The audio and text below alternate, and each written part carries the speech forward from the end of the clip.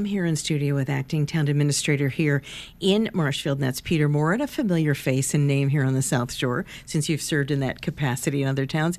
Welcome back, and thanks for joining us today. Thank you, and thank you for having me. Oh, absolutely. Now, here on this wonderful Friday, we're preparing here in Marshfield for special and annual town meeting. But there are going to be a few changes which you were kind enough to come in and explain to me about. Now, the press release that went out said that the Marshfield Select Board advises all registered voters and persons planning to attend the town meeting and special and annual town meeting this Monday night that Articles 2 and 6 on the special town meeting warrant and Articles 2 through 4 and 7 on annual town meeting warrant are planned to be decided at a recessed special town meeting and annual town meeting that's not going to be until, the first week of June 2nd, but also at the Marshfield High School Gymnasium. Now, the reason they say this delay needed to complete the analysis of the existing and proposed budgets and propose proper amendments to the identified, I think that says warrant articles.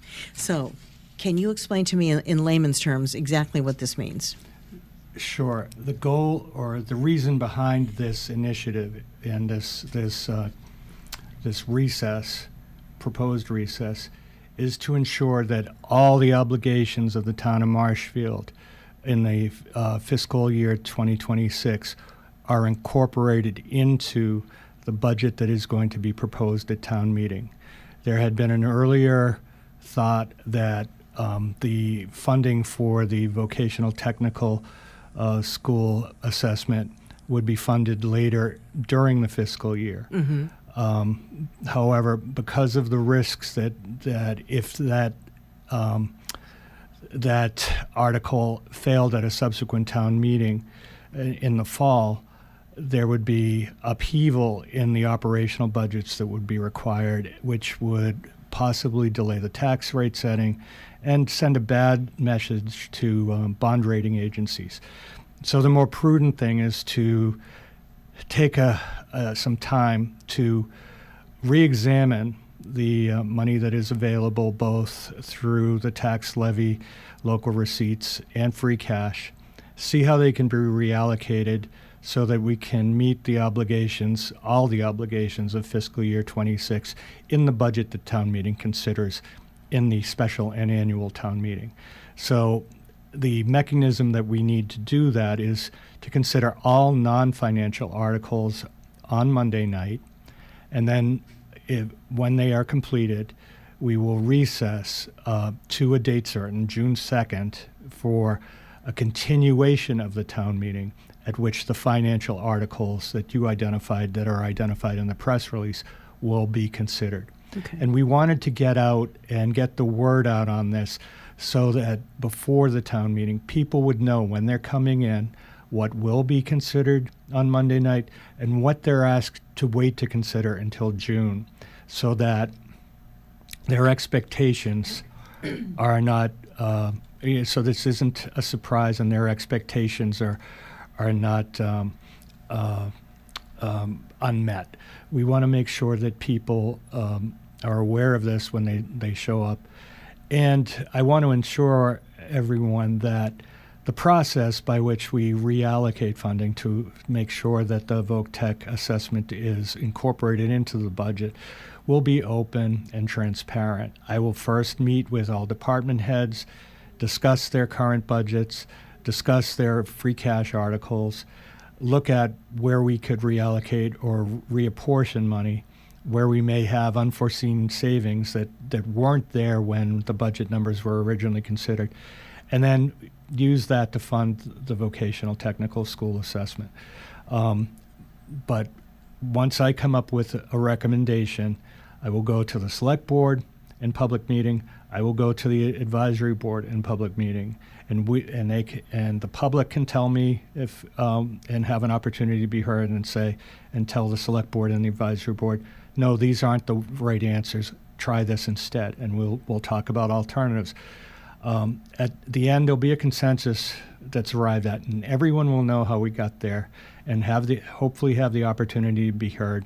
And then we can go to town meeting in June and say, okay, this is our best answer to the problem. Okay, so you would say this is you're taking kind of a conservative approach and thinking, this is what we need to fund, this is what we'd like to fund. We want to make sure that all the monies are in the correct place and there's enough of each in the correct place to be able to move forward without any problems. I want to make sure that the FY26 budget includes funding for everything, all the responsibilities of the town of Marshfield, and is done in a way that has an identified funding source.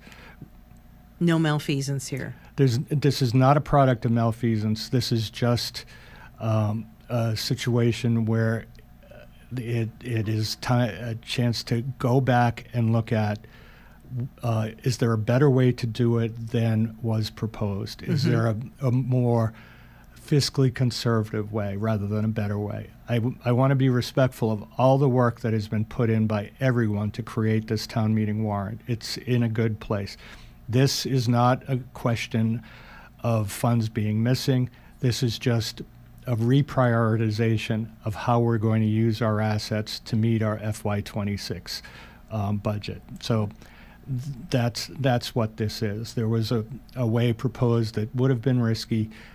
I'm charged now to find a path forward that has less risk to it. And I know you said you're going to be very transparent about it, and there will be some public forums to talk about this too. Will that information be up on the town website? Yes, we'll be making it available in every way possible. I want people to know what we're doing, and I think that that's the way to go forward.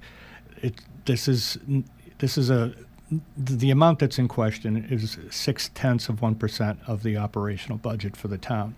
That being said, it's still $750,000. Okay. But and that is a large amount of money, and people deserve to know how that hole is being filled. But it's not an insurmountable situation. It's frankly not an unusual situation for municipal governments to be in at this time of year.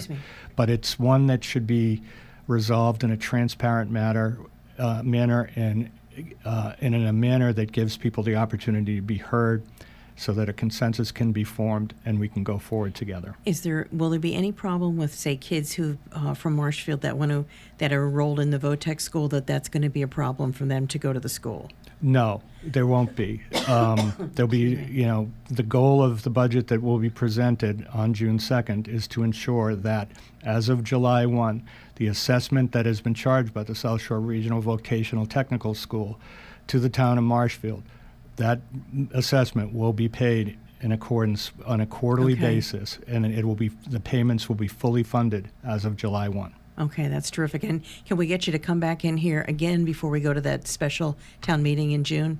Yes, it's always been a pleasure to work with you at WATD, and the work that you do to inform communities about their governmental activities.